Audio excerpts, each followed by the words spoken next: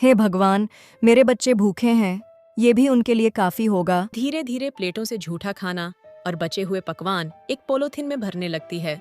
हाथ कांप रहे हैं, दिल भारी है। मैं खुद कुछ नहीं खा पाऊंगी, पर मेरे बच्चे आज कम से कम भूखे नहीं रहेंगे। सुजाता थका हुआ बैग रखकर कहती है, रानी, आज थोड़ा काम देर से होगा। रात भर राजेश की तबीयत खराब रही, पूरी रात नहीं सो पाई। सुजाता, मुझे तुम्हारी मजबूरियों से कोई मतलब नहीं है। यहाँ मैं तुम्हें काम करने के पैसे देती हूँ, ना कि तुम्हारी मजबूरियाँ सुनने के लिए। तो तुम पहले मेरा काम करो। रानी, मैं पैसे मांगने नहीं आई, बस थोड़ी सहानुभूति की उम्मीद थी। हम बचपन में एक दूसरे के दुख पर रोया करते थे। आज तुम अजनबी जैसा व्यवहार क्यों कर रही हो? बचपन की बातें तो बचपन में ही अच्छी लगती है सुजाता। बड़ी होकर इंसान पैसों से पहचाना जाता है। अगर तुम्हारे घर में कमाई होती तो शायद तुम मुझे ये बातें समझा पाती। पैसा सब कुछ नहीं होता रानी, पर तुम्हारी बात सुनकर लगता है तुम्हारे लिए दिल, रिश्ते, यादें सब मर चुके हैं। ड्रामा मत करो सुजाता, काम करो काम, वरना मैं तुम्हारे आज के पैसे भी काट लूंगी। और हाँ, किसी बात की उधारी मत मांगना। मेरे घर में उधारी जैसी बेवकूफियाँ नहीं चलती। उधार नहीं मांगूंगी रानी, लेकिन याद रखना, अगर किस्मत पलटी ना तो सबसे पहले दिल टूटने वाले लोग पीछे मुड़कर नहीं देखते। सुजाता, कल समय से आ जाना। यहाँ पर जन्मदिन की पार्टी है और बहुत काम होगा। मेहमान, खाना, सजावट सभी तो संभालना पड़ता है ना सुजाता। और हाँ, कोई गलती मत करना, ये मेरी बहुत बड़ी पार्टी है। सुजाता सिर हिलाकर हाँ करती है, पर आवाज कांपती है। जी, मैं समय से आ जाऊंगी। अच्छा है सुजाता, सबकी किस्मत में ऐसी पार्टी देखना नहीं लिखा होता। तुम बड़ी किस्मत वाली हो जो तुम्हें ये सब देखने को मिल रहा है। ये बात सुजाता के दिल में सीधे तीर की तरह चुभती है। रानी अपना पर्स घुमाती हुई बाहर चली जाती है। कितनी मौज से जी रही है मेरी बहन, और मैं, मजबूरियां ही मजबूरियां। लेकिन भगवान, अगर तूने मेरे आंसुओं की कीमत रखी है तो एक दिन मुझे भी मेरी मेहनत का फल देना। सुजाता घर आती है, आंखें सूजी हुई, थकान टूटी हुई। घर में उसका पति राजेश खांस रहा है। बच्चे अनु उसकी प्लेट में खाना डाल रही है, पर खाना बहुत कम है। माँ, तुम खाना खाओगी ना? क्या रानी मौसी ने तुम्हें आज भी डांटा? सुजाता मुस्कुराने की कोशिश करती है, लेकिन आवाज टूटती है। नहीं बेटा, काम में गलती हो गई थी, इसलिए बस थोड़ा डांट दिया, कुछ नहीं। सुजाता, तुम रोज अपमान सह रही हो, केवल मेरी वजह से। अगर मैं ठीक होता तो तुम... बस ये मत कहना, तुम बीमार हो, ये तुम्हारी गलती नहीं। रिश्ता तब नहीं छोड़ा जाता जब हालात बुरे हों, रिश्ता उसी समय सिद्ध होता है। राजेश की आंखें भर आती हैं। फिर सुजाता अलमारी खोलती है। पुराना लोहे का डिब्बा निकाला जाता है। अंदर बचपन की चीजें, 2 बहनों की फोटो। रानी, हम दोनों ने टेरेस पर बैठकर सपने देखे थे कि एक दिन हम एक दूसरे की सबसे बड़ी ताकत बनेंगे, पर आज तुम मेरी सबसे बड़ी चोट बन गई हो। उसकी आंखों से आंसू गिरते हैं, लेकिन आवाज में हिम्मत आ जाती है। राजेश देख रहा है, सुजाता के अंदर कुछ बदल चुका है। तुम जरूर जीतोगी सुजाता, तुम्हारी मेहनत तुम्हें हारने नहीं देगी। बच्ची माँ के गले लग जाती है। तीनों एक दूसरे को गले लगाकर रोते हैं। किचन में बड़ी बड़ी कड़ाहियां छड़ी हुई हैं। हलवाई पकोड़े तल रहे हैं। दूसरी तरफ मटर पनीर, शाही पनीर की खुशबू। एक बड़े भगोने में केसर घुलते हुए, केसर की खुशबू पूरे हवा में फैलती। भाभी जी, केसर जरा और दे दीजिए। अरे भाई, रुको जरा, पहले ये काम तो पूरा कर लो। भाभी जी, केसर दे दीजिए। काम में तुम लोगों का बिल्कुल ध्यान सब नहीं डर जाते रहता। हैं। रानी के चेहरे पर अहंकार, ऑर्डर देने वाली आवाज, जैसे वह दुनिया की सबसे बड़ी मालिक हो। हलवाई डरकर सिर हिला देते हैं। और हाँ, खाना एकदम शानदार बनना चाहिए, वरना मैं तुम में से किसी को पैसे नहीं दूंगी। तभी दरवाजे पर सुजाता, गरीब बहन, चुपचाप आती है, सर झुका हुआ, आंखों में नींद और थकावट, मगर इज्जत का मान रखते हुए धीरे से कदम। दीदी, मैं आ गई, सुबह सुबह आ गई कि आपको काम में परेशानी ना हो। रानी उसे देखकर मुस्कान नहीं, बल्कि ताना देती है। हाँ, देख तो रही हूँ, आ तो गई तू। लेकिन देख लो जरा अपना हाल सुजाता, कपड़े तो ऐसे लग रहे हैं जैसे रास्ते में उठाकर पहन लिए हों।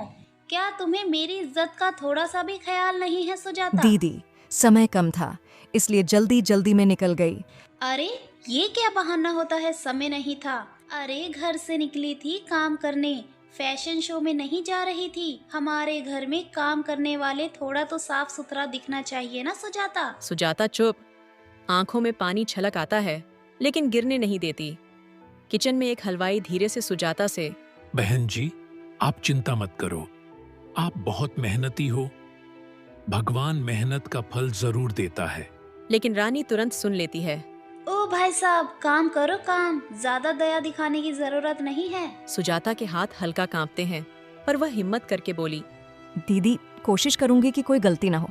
कोशिश नहीं सुजाता, मुझे मेरा काम बढ़िया चाहिए। चलो अब जल्दी से काम में लग जाओ। हे भगवान, आप ही संभालना, मैं बदनसीब हूँ, पर गलती ना हो आज।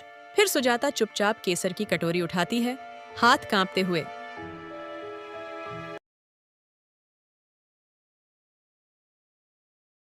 पार्टी में रानी के पति और मेहमान खुश हैं। चमचमाती सजावट, महंगे पकवान, मिठाइयाँ, हर तरफ खुशी और रौनक। सुजाता कोने में खड़ी चुपचाप नजरें झुकी हुई, वह मेहमानों की प्लेटों से बचा खुचा खाना देख रही है। सुजाता धीमी आवाज में खुद से, हे भगवान, मेरे बच्चे भूखे हैं, ये भी उनके लिए काफी होगा।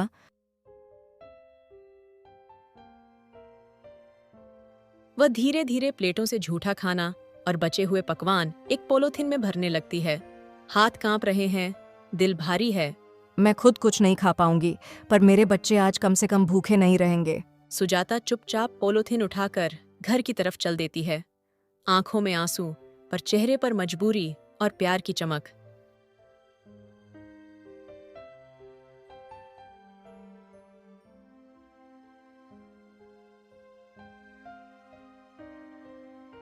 घर पहुंचकर सुजाता अपने बच्चों को पोलोथीन से खाना निकालती है। बच्चे खुशी से उछल पड़ते हैं, तुरंत खाना खाने लगते हैं।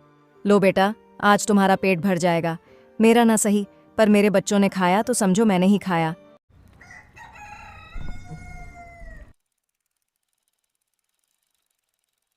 अगले दिन सड़क पर सुजाता घायल पिल्ले को बचाती है। एक बुजुर्ग महिला गांव में एनजीओ चलाती है, देख लेती है। बेटा, आज के समय में कौन किसकी मदद करता है? तूने इसकी जान बचाई और कुछ मांगा भी नहीं। अम्मा, नेकी में प्रचार नहीं होना चाहिए, मैं बस दिल से किया। तुम्हारी आंखों में सच्चाई है बेटा।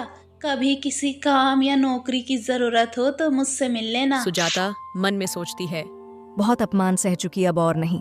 हाँ अम्मा जी, मुझे काम की जरूरत है। ठीक है, पुराना बस स्टैंड के सामने मेरा एनजीओ है, आ जाना बेटा। सुजाता धन्यवाद करके चली जाती है।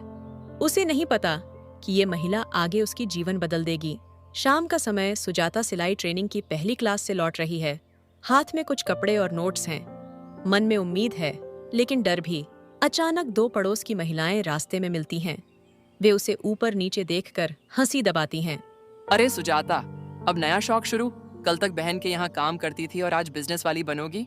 अरे ये तो वही है ना जिसे रानी भाभी डांटती रहती हैं, अब बड़ी मैडम बनने निकली है। दोनों हंसती हैं। सुजाता रुक जाती है, दर्द से भरी लेकिन शांत।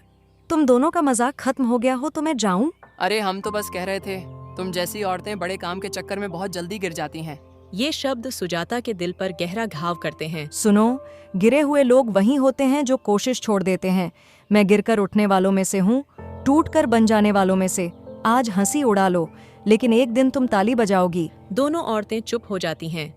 पहली बार सुजाता को इतना मजबूत देखकर सुजाता आगे बढ़ती है। तभी पीछे से एक बुजुर्ग व्यक्ति की आवाज आती है। बेटी, दूसरों की बातें वहीं तक असर करती हैं जहां तक हम दिल को कमजोर रखते हैं। तुम एक दिन बहुत आगे जाओगी। मैंने तुम्हारी आंखों में मेहनत की चमक देखी है। सुजाता की आंखें भर जाती हैं, लेकिन ये आंसू अपमान के नहीं, हिम्मत के हैं। धन्यवाद काका, आज पहली बार लग रहा है कि शायद मैं भी कुछ बन सकती हूँ। याद रखना बेटी, सबसे पहले दुनिया मजाक उड़ाती है, फिर सवाल पूछती है, फिर तालियां बजाती है। बस रुकना मत। पहले रानी, अब दुनिया। शायद यही मेरी परीक्षा है। और अगर तकदीर मेरे आंसुओं से लिखी जा रही है तो ये आंसू रोने के नहीं, लड़ने के हैं।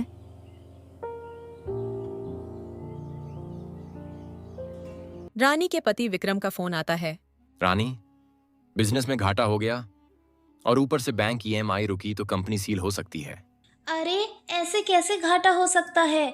हमारे ऐशो आराम का क्या होगा? अगर दुकान बचानी है तो खर्चे कम करने होंगे।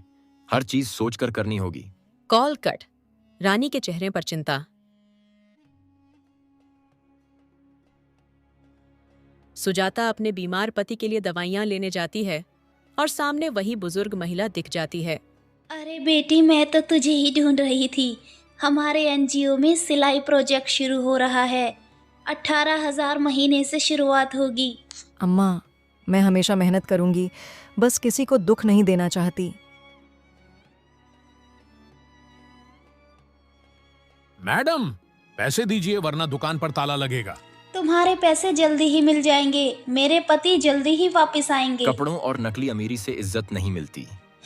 हे भगवान, ये कैसे दिन देखने पड़ रहे हैं। ना पैसे ना रिश्ते, अब क्या ही होगा। रानी रोकर घर लौटती है। घर आते ही देखती है सुजाता अपना काम छोड़ने के लिए आई है। हाँ बोलो सुजाता, क्या बात है? आज तो तुम वक्त से पहले ही आ गई। रानी, मैं काम छोड़ रही हूँ, कल से नहीं आऊंगी। ओह, तो अब तुमने ऊंची उड़ान भरनी शुरू कर दी है सुजाता। एक छोटा सा कोर्स कर लिया और अब खुद को तुम मुझसे बड़ा समझने लगी हो। बड़ा या छोटा किसे कहें रानी, मैंने तो बस अपनी मेहनत को एक मौका दिया है। मेरी हालत देखकर मुझे छोड़ रही हो ना तुम? खुश हो कि मैं गिर रही हूँ और तुम ऊपर जा रही हो? तुम गिर नहीं रही रानी, तुम थक गई हो और मैंने ऊपर जाना शुरू नहीं किया, बस खुद को कम आंकना बंद किया है। सुजाता, तुम्हें मुझसे जलन है, हमेशा से थी। तुम चाहती थी कि मैं बहुत ज्यादा दुखी रहूं। अगर मैं तुम्हारे दुख में खुश होती तो आज भी तुम्हारे घर काम करने आती। अचानक रानी की आवाज मुलायम हो जाती है, जैसे अंदर का डर बाहर आ गया हो। सुजाता, सब मुझसे दूर जा रहे हैं बहन। तुम भी चली गई तो मैं बिल्कुल अकेली हो जाऊंगी। ये सुनकर सुजाता के कदम ठहर जाते हैं। उसके चेहरे पर दर्द, लेकिन अब दिल मजबूत हो चुका है। रानी, तुम आज अकेली इसलिए नहीं हो कि लोग बुरे हैं। तुम इसलिए अकेली हो क्योंकि तुम दिलों को अपने से नीचे समझती रही। प्यार बांटती तो प्यार पाती, इज्जत देती तो इज्जत वापस मिलती। रानी की आंखों से आंसू गिरते हैं, पर ईगो अभी भी उसे क्षमा मांगने नहीं दे रहा। सुजाता, बहन होने के नाते तुम भी रुककर मेरी मदद कर सकती थी। क्या ये तुम्हारा फर्ज नहीं है? रानी, मैं आज भी मदद के लिए रुक सकती हूँ, पर नौकरानी बनकर नहीं, इंसान बनकर। जब तुम मुझे इंसान की तरह देखोगी, मैं बहन की तरह खड़ी रहूंगी। रानी की आंखें सुजाता की आंखों में। उसे सच सुनकर चोट भी लगी और एहसास भी हुआ, पर माफी अभी भी नहीं निकलती। आज चली जा रही हूँ रानी, पर याद रखना, मैं तुम्हारी नफरत से नहीं जीती, मैं अपनी मेहनत से जीऊंगी। रानी चीखना चाहती है, रुक जाओ, लेकिन ईगो उसके होंठ सिल देता है। सुजाता की सिलाई यूनिट अब बहुत सफल। उसके 12 कर्मचारी हैं। मेले में उसके काम को पुरस्कार मिलता है। अचानक पीछे से एक आवाज, सुजाता, मैं रानी, क्या मैं अंदर आ सकती हूँ? सुजाता पलटती है। रानी टूटी हुई, संघर्षों से गुजरी हुई दिखती है। सुजाता, मुझे माफ करना बहन। तुम ठीक कहती थी, पैसा सब कुछ नहीं होता, रिश्ते मायने रखते हैं।